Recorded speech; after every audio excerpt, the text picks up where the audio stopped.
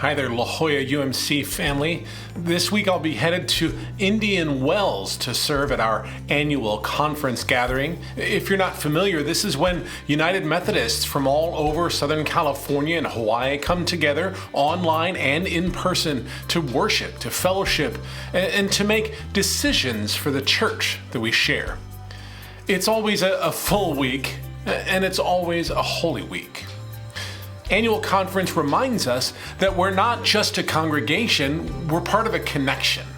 Together, we support new ministries. We support youth and young adults. We support justice efforts. We support disaster relief, clergy transitions, and so much more.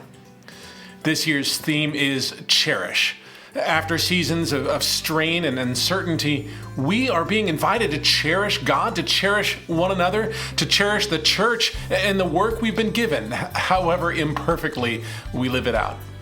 I'm also thrilled to share that two of our young adults from this congregation will be serving as lay members to annual conference.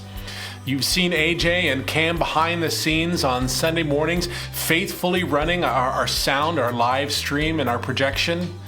And next week, they'll be joining a larger media team at the annual conference session, offering that same ministry of presence and service to more than 1,000 in-person participants and hundreds more online. In addition to worship and connectional events, annual conference includes legislation. This year in particular, that means voting on 4 constitutional amendments from the delayed 2020 General Conference. There will also be decisions about clergy pensions, about equitable compensation, about minimum salaries for conference staff, and importantly, the 2026 conference budget.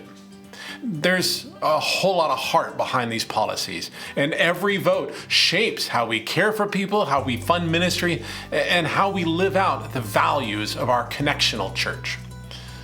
If you're interested, you can find more information, including all of this legislation, linked in this week's journal. And even if you're not attending, your role still matters.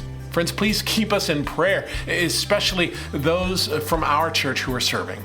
Pray that we would listen with grace, that we would lead with wisdom, and trust the Holy Spirit's presence in our midst.